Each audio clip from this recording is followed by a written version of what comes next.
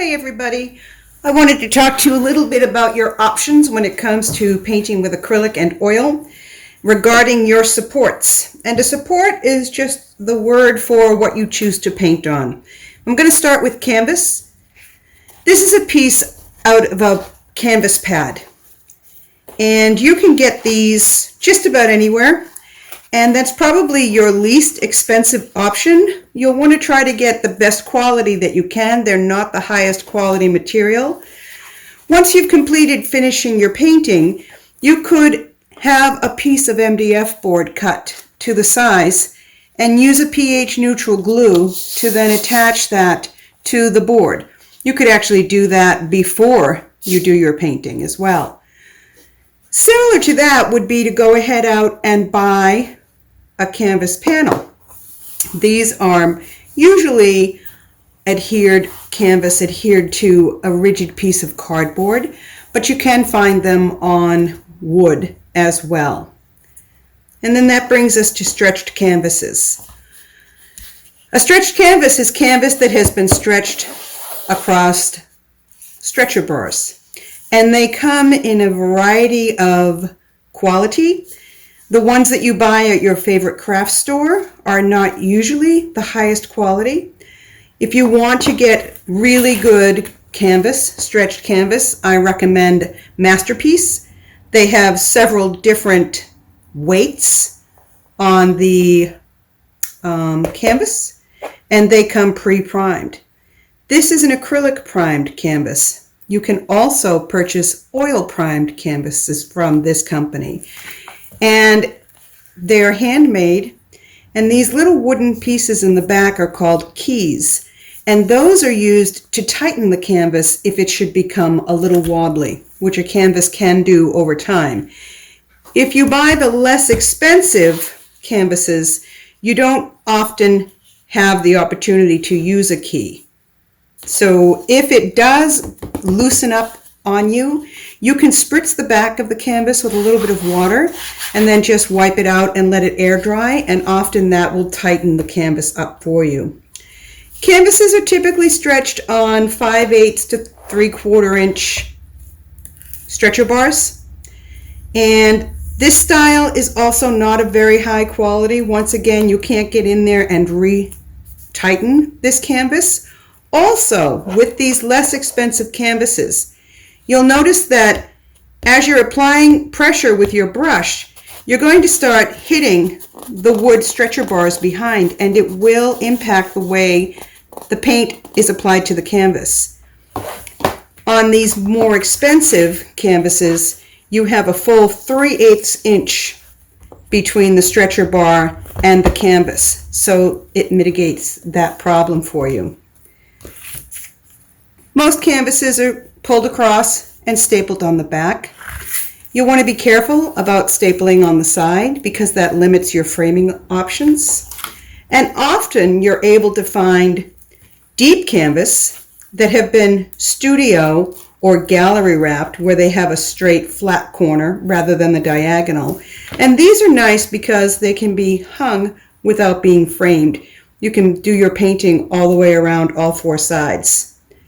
So that's pretty much your options when it comes to canvas, but you may enjoy working on a more rigid support.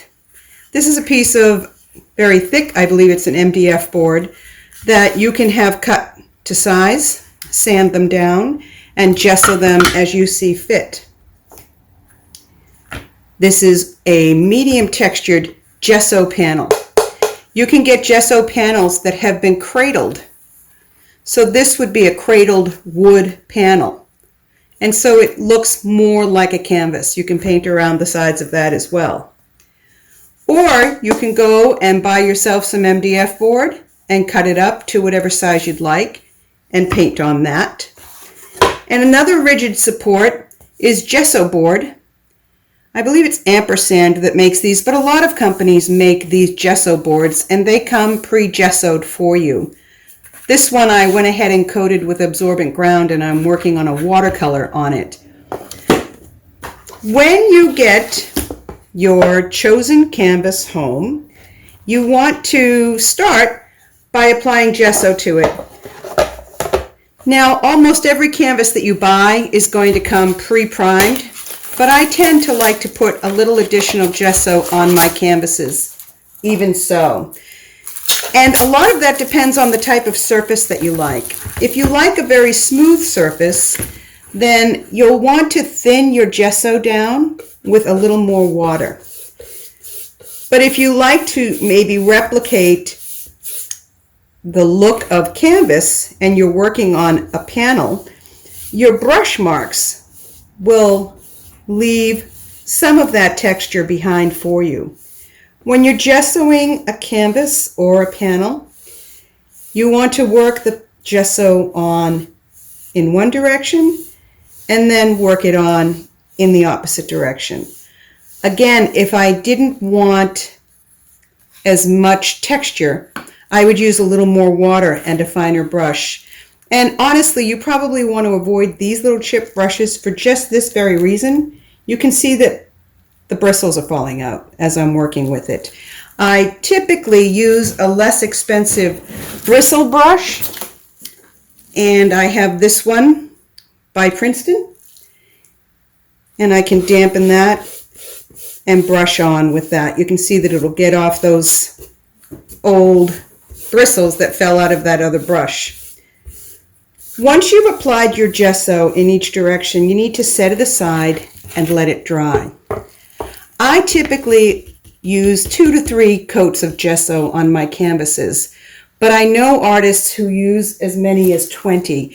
It just gives you a much smoother surface because once your panel has dried, you want to take some sandpaper and lightly sand the gesso that you applied. Take a paper towel and wipe that gesso off. And then you're going to apply your second or third coat of gesso. I wanted to mention this brush to you too. This is a color shaper, and it's a type of rubber. And if you use one of these to apply your paint or your gesso, you don't have it all absorbed by the brush, because I'm going to take that to the sink and I'm going to wash that out, and all that gesso is just going to go down the drain, which isn't good for your pocketbook, but it also isn't really good for the earth.